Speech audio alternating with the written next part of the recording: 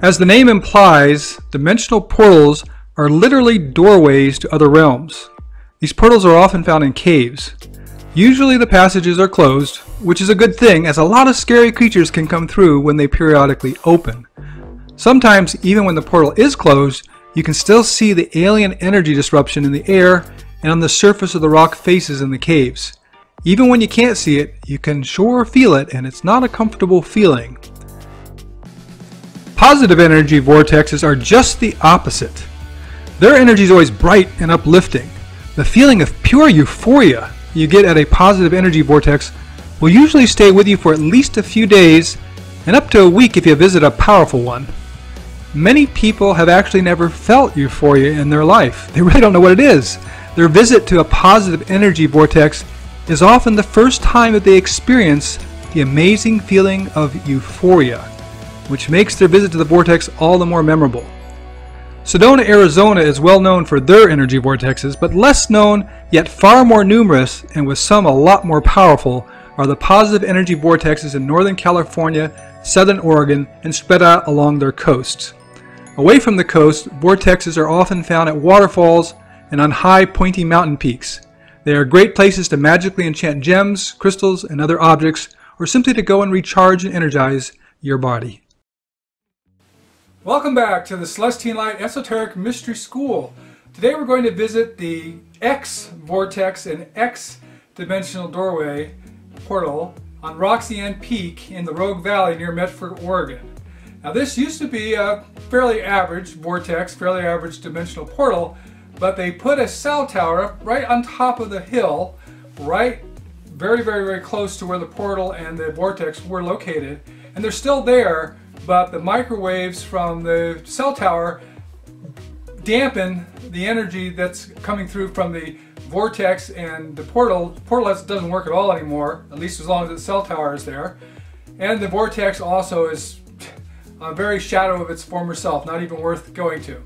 But I did want to show it to you so you become aware of how these microwave towers they're putting up everywhere do affect people with the electromagnetic frequencies that pulse out in the microwave range.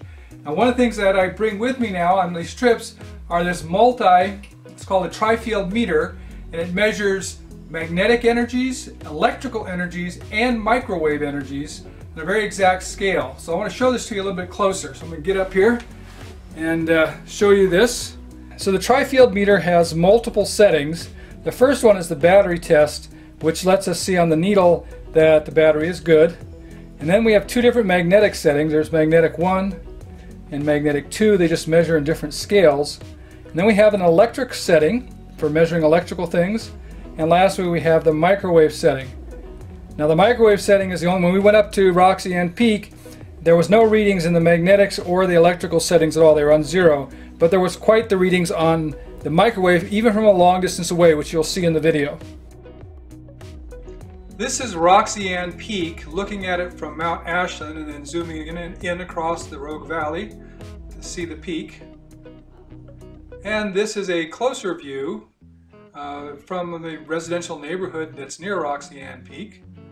And once we zoom in here, you'll be able to see there's two towers on top of the hill. And these are the towers that have greatly affected the vortex and dimensional portal. Now driving up the road, you drive through a residential neighborhood to get to the access road, and it's actually called Prescott Park. It's not called Roxy Ann Peak Park or anything like that. It's Prescott Park. So just follow the sign to Prescott Park, and it's a very scenic drive up the road, very easy access, and you have a view of the Rogue Valley as you drive up. Now this is a marvelous valley. It's actually about 45 miles long, and it's ringed by mountains on all four sides. The lowest point access is over 2,000 feet. The valley floor is about 1,400 feet.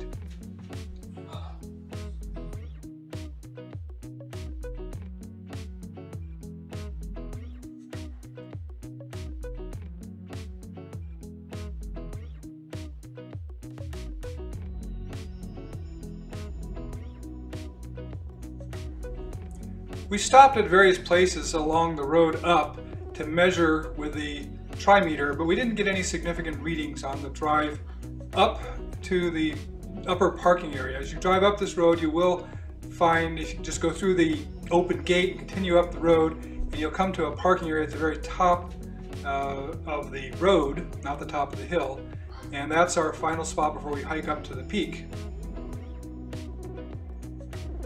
Now here we are at the parking area.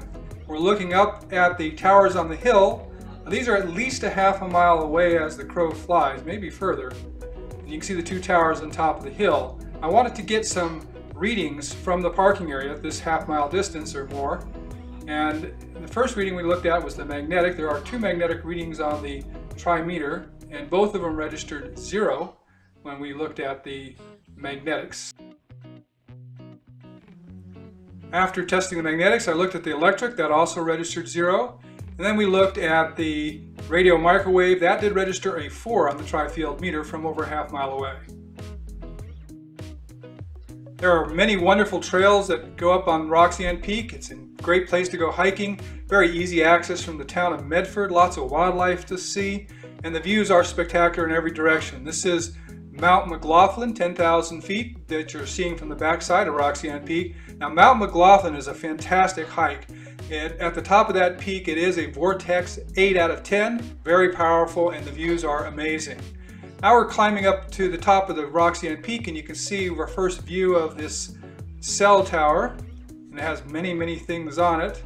And this is a closer view. They've got it bob wired off and fenced off so people don't go and mess with it, but you can get pretty close. You don't want to stay close very long, however, because it is powerful in its emissions, which we're going to show here on the Trifield meter. You can see we're set now on the radio microwave setting, and looking at it, it's very potent. Way up at the top of this red scale, very dangerous to be this close to it for very long, or even for a short period of time. Okay, I wanted to do another experiment. I backed up another 50 feet from the microwave tower, so I wanted to do a 360-degree turn to see if there's any difference in the power of the microwave emissions from a different direction. So you see that little rock on top of the multi-field meter. We're going to start there and do 360 degrees around, and at this point I'm standing about 150, 200 feet away from the tower, and you can see as I go 360 degrees around, there's no appreciable change in the power of the microwave emissions. Now we're in the vicinity of the vortex and the dimensional doorway and dimensional portal. And here Samara's looking at the burnt out lightning struck tree, which is really close to the location of the portal. And then not too far away from that, probably 100 yards away from that, is the vortex. This pile of rocks that you see here was the original vortex. Again, it's still there, but the power is basically useless, maybe a 1. And that was our quick tour of Roxy Ann Peak. Hope you enjoyed it.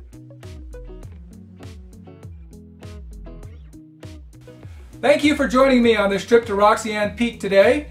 And I do hope and encourage you that some of you will pick up these Trifield meters. They are a little pricey. $150 is about the average price, but they're well worth it. You can go around your own house. You can test with the different settings.